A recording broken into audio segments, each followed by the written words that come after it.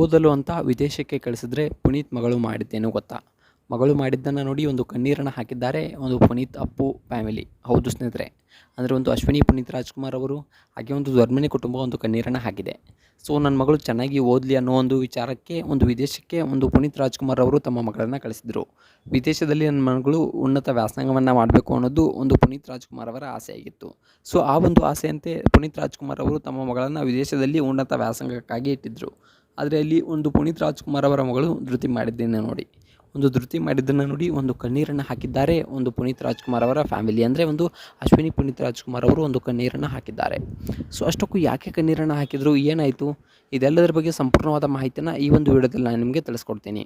ಅದಕ್ಕೂ ಮೊದಲು ನೀವು ನಮ್ಮ ಚಾನಲ್ಗೆ ಹೊಸಬರಾಗಿದ್ದರೆ, ನೀವೇನು ನಮ್ಮ ಚಾನಲ್ಗೆ ಸಬ್ಸ್ಕ್ರೈಬ್ ಮಾಡಿಲ್ಲ ಅಂದರೆ ಈ ಕೂಡಲೇ ಸಬ್ಸ್ಕ್ರೈಬ್ ಮಾಡಿ. ಹಾಗೆ ಒಂದು ಪಕ್ಕದಲ್ಲಿರೋ ಬೆಲ್ ಐಕನನ್ನು ಪ್ರೆಸ್ ಮಾಡೋದ್ರ ಮೂಲಕ ನಮಗೆ ಸಪೋರ್ಟ್ ಮಾಡಿ. ಹಾಗಿದ್ದರೆ ತಡ ಯಾಕೆ ಮಾಡೋದು, ಬನ್ನಿ ಸ್ನೇಹಿತರೆ ವಿಡಿಯೋನ ಸ್ಟಾರ್ಟ್ ಮಾಡೋಣ. ಇನ್ನು ಮೊಟ್ಟ ಮೊದಲದಾಗಿ ಹೇಳಬೇಕಪ್ಪ ಅಂತಂದರೆ, ಒಂದು ಧೃತಿ ಪುನೀತ್ ರಾಜ್ಕುಮಾರ್ ಅವರು ಈಗಾಗಲೇ ಒಂದು ಥೈಲ್ಯಾಂಡ್ನಲ್ಲಿ ಒಂದು ಡಿಗ್ರಿಯನ್ನು ಪಡಿಬೇಕು ಅನ್ನೋದು ಒಂದು ಅಪ್ಪು ಅವರ ಆಸೆಯಾಗಿತ್ತು. ಸೊ ಆ ಒಂದು ಆಸೆಯಂತೆ ಪುನೀತ್ ರಾಜ್ಕುಮಾರ್ ಅವರು ತಮ್ಮ ಮಗಳನ್ನು ವಿದೇಶದಲ್ಲಿ ಒಂದು ಉನ್ನತ ವ್ಯಾಸಂಗಕ್ಕಾಗಿ ಇಟ್ಟಿದ್ದರು. ಸೊ ಅಪ್ಪು ಅವರು ಮರಣ ಹೊಂದುವುದಕ್ಕಿಂತ ಮುಂಚೆನೂ ಕೂಡ ಒಂದು ಅಲ್ಲೇ ಇದ್ದರು ಒಂದು ಧೃತಿ ಪುನೀತ್ ರಾಜ್ಕುಮಾರ್ ಅವರು.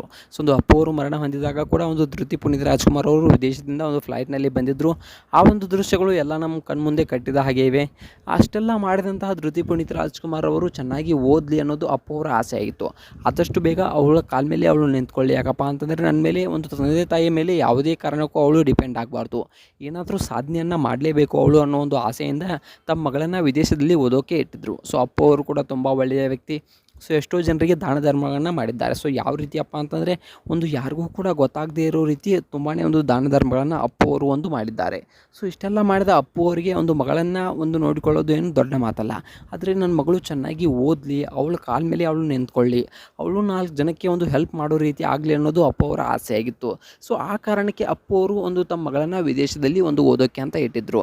ಸೊ ಅಪ್ಪು ಅವರು ಯಾವ ರೀತಿಯಪ್ಪ ಅಂತಂದರೆ, ಒಬ್ಬ ತುಂಬ ಒಳ್ಳೆಯ ಮನುಷ್ಯ, ಒಂದು ಯಾವ ರೀತಿಯಪ್ಪ ಅಂತಂದರೆ ಒಂದು ಬಂಗಾರದ ಮನುಷ್ಯ ಅಂತಕ್ಕಂಥದ್ದನ್ನು ನಾವು ಇಲ್ಲಿ ಹೇಳ್ಬೋದು.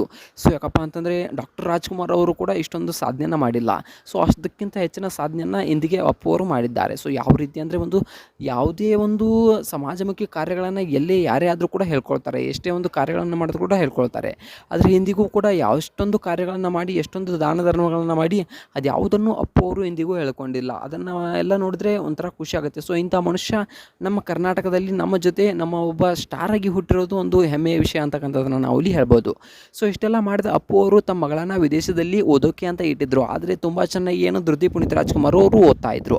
ಆದರೆ ಇದ್ದಕ್ಕಿದ್ದ ಹಾಗೆ ಏನಾಯಿತು, ಯಾಕೆ ಒಂದು ಕಣ್ಣೀರನ್ನು ಹಾಕಿದ್ರು ಅನ್ನೋದನ್ನು ನೋಡಬೇಕಪ್ಪ ಅಂತಂದರೆ, ಒಂದು ಧೃತಿ ಪುನೀತ್ ರಾಜ್ಕುಮಾರ್ ಅವರು ಒಂದು ಓದೋದಷ್ಟೇ ಅಲ್ಲದೆ ಒಂದು ಸಂಗೀತ ಕಾರ್ಯಕ್ರಮದಲ್ಲಿ, ಅಂತಾರಾಷ್ಟ್ರೀಯ ಸಂಗೀತ ಕಾರ್ಯಕ್ರಮದಲ್ಲಿ ಒಂದು ಪ್ರಥಮ ಸ್ಥಾನವನ್ನು ಪಡೆದಿದ್ದಾರೆ. ಸೊ ಇದನ್ನು ನೋಡಿದ ಒಂದು ಅಶ್ವಿನಿ ಪುನೀತ್ ರಾಜ್ಕುಮಾರ್ ಅವರು ಒಂದು ಕಣ್ಣೀರನ್ನು ಹಾಕಿದ್ದಾರೆ. ದೊಡ್ಮನೆ ಕುಟುಂಬ ಕೂಡ ಒಂದು ಕಣ್ಣೀರನ್ನು ಹಾಕಿದೆ, ಒಂದು ಆನಂದ ಬಾಷ್ಪವನ್ನು ಹಾಕಿದೆ. ಸೊ ಈ ಒಂದು ಅಪ್ಪು ಅವರ ಮಗಳ ಸಾಧನೆ ಬಗ್ಗೆ ನಿಮ್ಗೆ ಏನಿಸುತ್ತೆ ಅನ್ನೋದನ್ನು ಕಮೆಂಟ್ ಮಾಡಿ.